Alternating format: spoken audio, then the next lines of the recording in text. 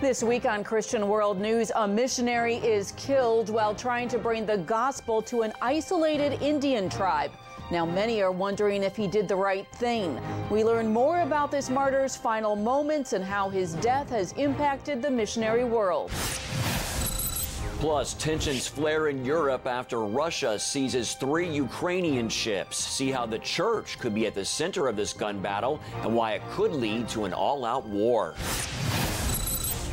And hear how you can literally rewrite your DNA and change your family's destiny. We go inside the science of epigenetics and share how it can shape the future of you and your loved ones.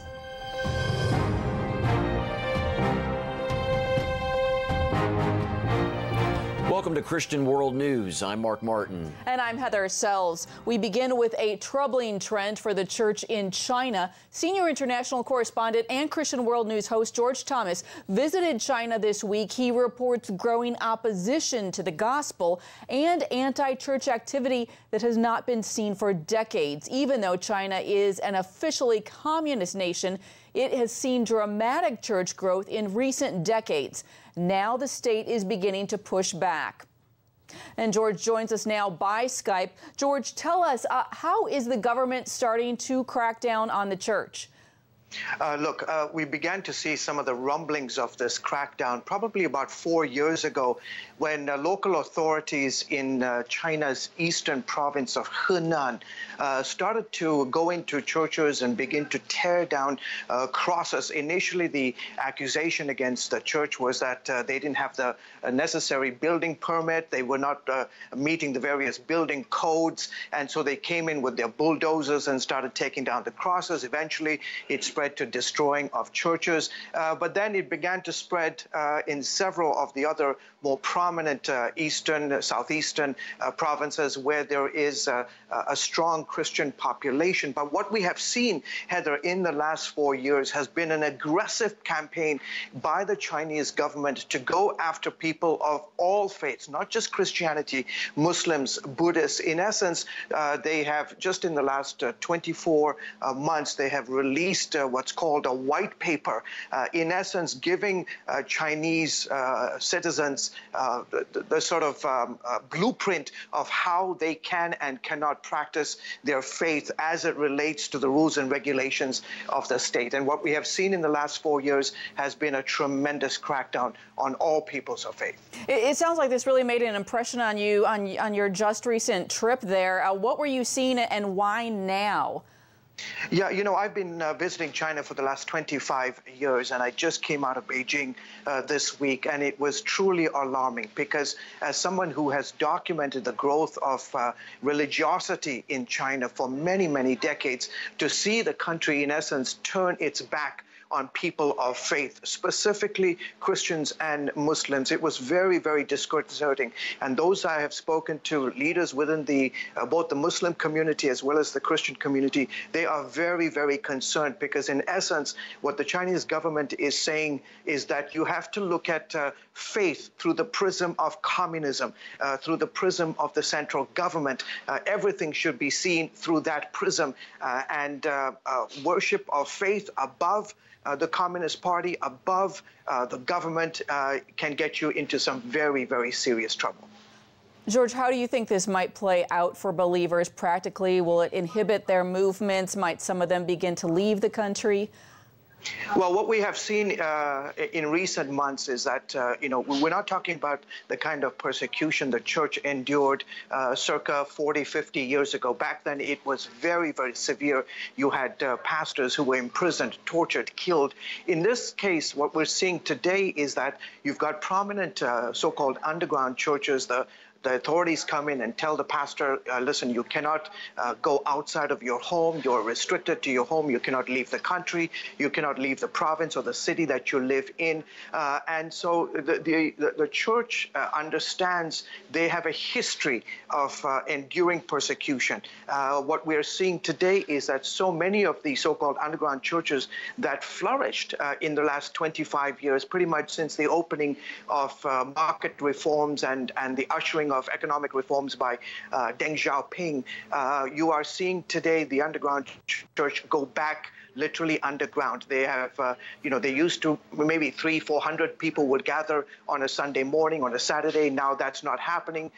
Those 300-400 have broken up into very, very small groups. They're meeting in different homes, moving from place to place. So they understand this kind of lifestyle and what it means to live out their faith. Let me make a very, very clear point. It's not just Christians. Muslims today, for example, in Xinjiang province, all the way in the western hinterlands of China, where I have reported from in recent past, they are also suffering tremendously. The reports are numerous Western agencies say that close to about 1 million+ Muslims have been put into these so-called internment camps, where the government is, in essence, trying to brainwash these Muslims to abandon their faith, to not, for example, practice during George, the... we've got to go, but thank you so much for your report, and it's a great alert. We appreciate your time. You're welcome. In other news, the reported death of missionary John Chow has drawn worldwide attention this week. Chow was last seen by fishermen as he approached India's North Sentinel Island. He was attempting to reach the isolated islanders with the gospel. Those fishermen later reported seeing those islanders drag a body on the beach, which they believe is Chow's. Across the world, people have attacked the missionary for exposing the North Sentinelese to modern disease. His missions organization, Kansas City-based All Nations, says he took preventative health measures, and they include 13 immunizations and quarantining himself right before he left for the island. Since he was 18 years old, he felt a call from God to share the love of God, the goodness of God with the North Sentinelese. And every decision he has made in the last 8-9 years has been to equip him to love and to care for the North Sentinelese. He was extremely well prepared in every way, and so that is why we supported him. Days after Chow reportedly died at the hands of the tribe, Indian authorities still have not been able to recover his body. So what impact will this have on Christian missionary work around the world? I recently spoke with Dr. Cornée Becker, the Dean of the School of Divinity at Regent University. How should missionaries prepare to try to reach isolated people groups? I'm not sure the criticism is warranted for a number of reasons. Firstly, we know that Mr. Chow got all the inoculations, vaccinations that he needed. He was quarantined for a little bit before he went in. Maybe the one thing he could have done differently, right? So Jesus said when people go out in mission, always go in groups of 2. It would have probably been a better idea for him to go. We also know that he did some language training as well.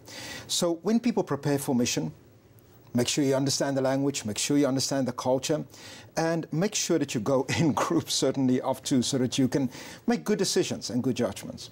Others have praised his passion and his willingness to follow God's call. The unknown health risks that he posed to the islanders, I know you mentioned the inoculations and so forth, but there were still unknown health risks that he posed to them and the risk to his own life. In your opinion, was he right to go to the North Sentinel Island? I think it's of tremendous importance to go to every nation that has not heard. Unfortunately, Mark, we live in a culture right now where the gospel of Jesus Christ is no longer considered as the only way, as the only answer to the world's problems. And so I praise his passion. And again, we don't have the full scope of history. We don't know what is going to happen in the future. And maybe his sacrifice is going to be the catalyst for these extraordinary, wonderful people to come to the Lord.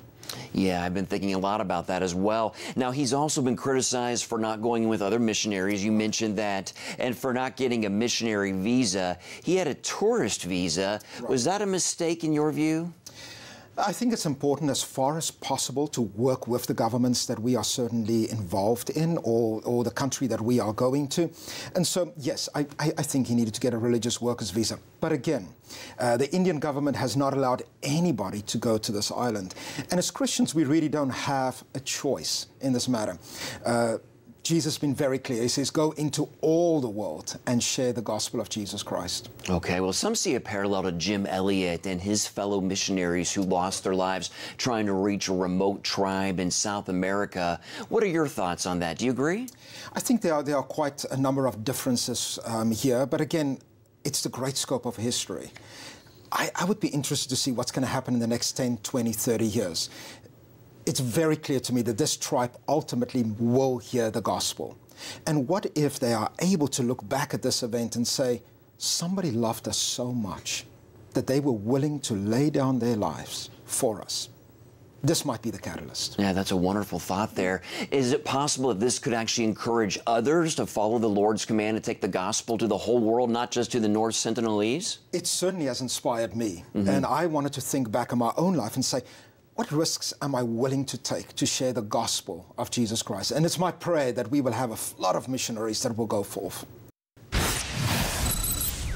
Coming up, a fierce standoff between Russia and Ukraine, which could lead to war in Europe. See why Christianity could be at the center of this conflict. In Eastern Europe, there are fears of renewed fighting after Russia seized 3 Ukrainian ships. Thousands have been killed as a result of fighting between Russian separatists and Ukrainian nationals in the east. It all started when Russia annexed the Crimean Peninsula from Ukraine in 2014. And as Dale Hurd reports, this latest flare-up could be part of a struggle over the Orthodox Church. Is the brewing crisis between Russia and Ukraine the result of a turf battle between the Russian and Ukrainian Orthodox churches? Some say it could be. Vladimir Putin finally lost one, and he's angry. And that could be what was behind an incident on Sunday near Crimea, when Russian border guards rammed into and opened fire on 3 Ukrainian Navy vessels traveling from the Black Sea toward a Ukrainian port. I believe that it is actually a desire for Putin to show who's in control of Crimea.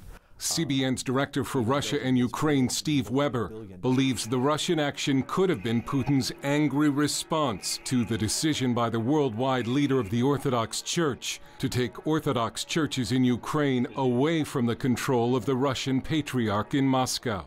It could be connected to what happened just a few weeks ago when this Bartholomew in Istanbul, with a stroke of a pen, took 12,000, a third of all of the churches under the Moscow Patriarch, and gave them to the Ukrainian Patriarch.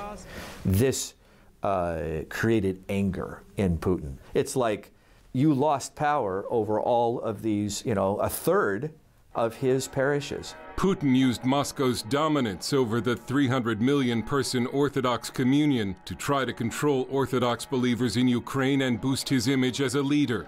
Weber says losing the Ukrainian churches was like kicking sand into Putin's face and frees Ukraine even more from the clutches of Moscow. Fearing war, the Ukrainian parliament has imposed martial law for 30 days.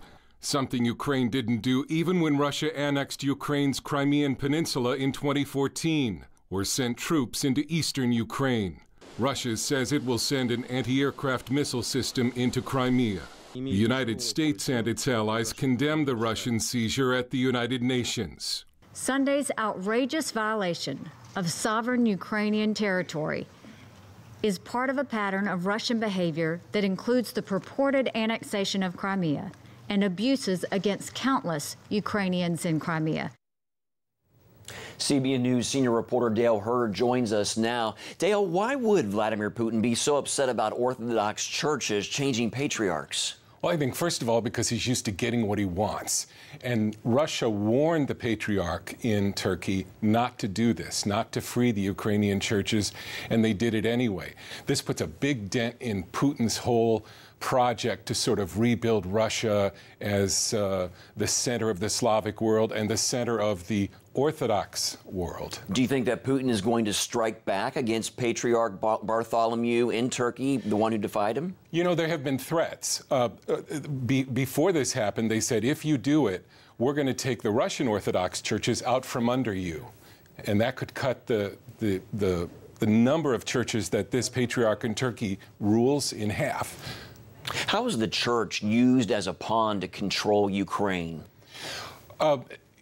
It's been said, and there was always the suspicion in the Ukraine that that Orthodox churches that were under the leadership of Moscow might be surrogates for Putin and would be politically unreliable in Ukraine. So there was that concern as well. Okay, Dale Hurd, our senior reporter, thanks for staying on top of this. Thank you. Heather. Coming up, your DNA is not your destiny. Find out how scientists say you can improve your health by turning off the bad genes and turning on the good ones.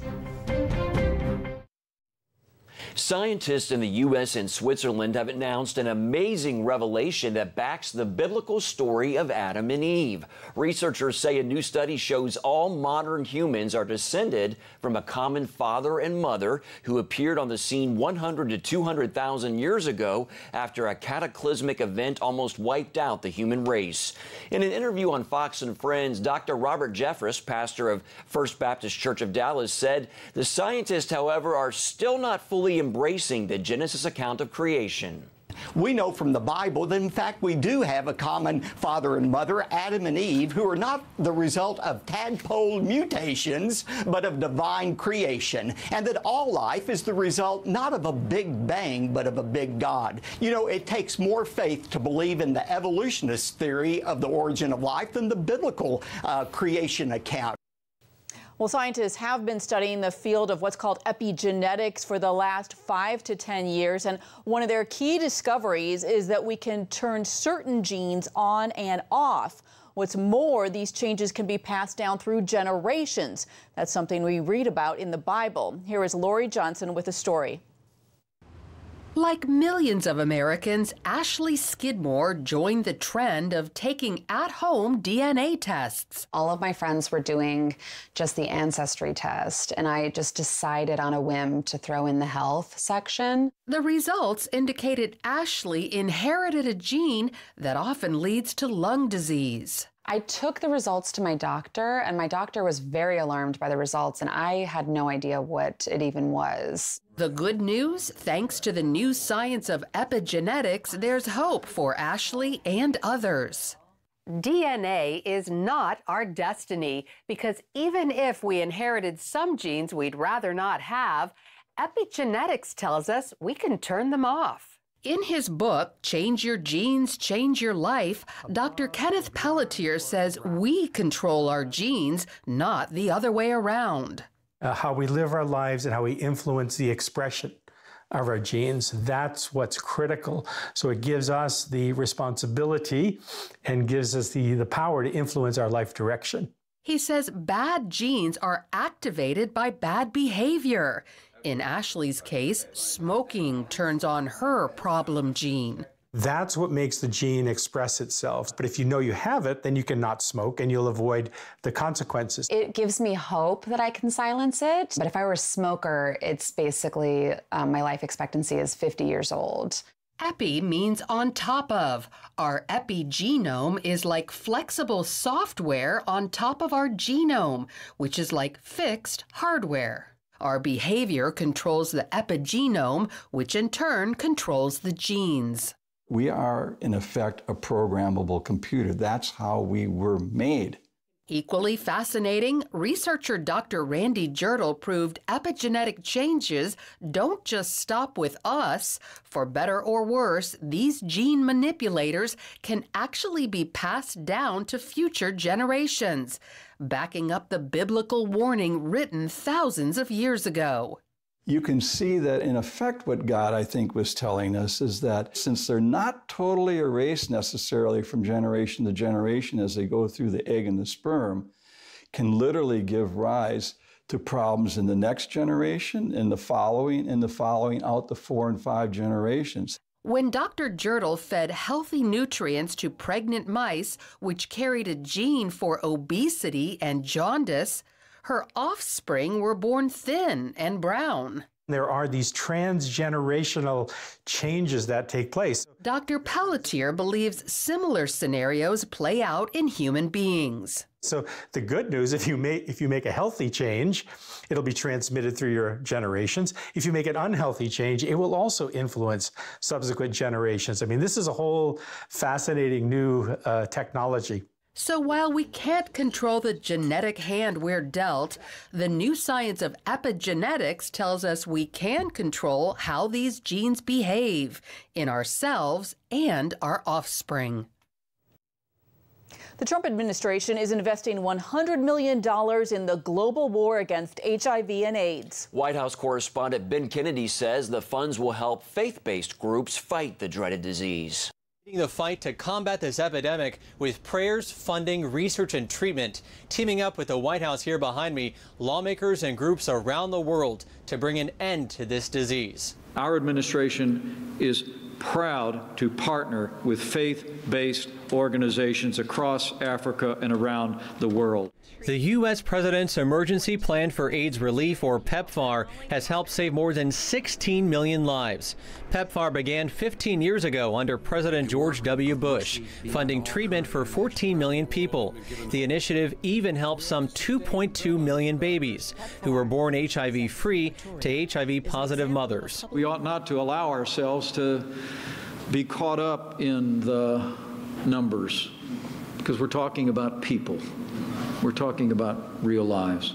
We are going to win this battle primarily because of the faith in the Lord Jesus Christ. The Circle of Hope in Zambia teamed up with PEPFAR to help more than 3,000 people this year alone. We want to reach out wholeheartedly so that they can enjoy a good life and actually experience the hand of God in their lives through PEPFAR. If you want to end this pandemic, you've got to bring the faith-based community, the churches, especially in Africa. On Capitol Hill, Congressman Chris Smith introduced a 5-year, $30 billion extension of PEPFAR, which had bipartisan support in the House and just passed the Senate Wednesday. It could come back with a vengeance unless there's ongoing expansion of best practices to reach the greatest number of people. And do you feel like with faith-based organizations and with lawmakers like yourself, we could possibly end this epidemic? I believe that this is doable. Now, AIDS-related deaths have been cut in half since its peak in 2004, and new HIV infections have declined by nearly 50% because of initiatives like PEPFAR. Ben Kennedy, CBN News, the White House. Thanks for joining us this week. Until next week, goodbye and God bless you.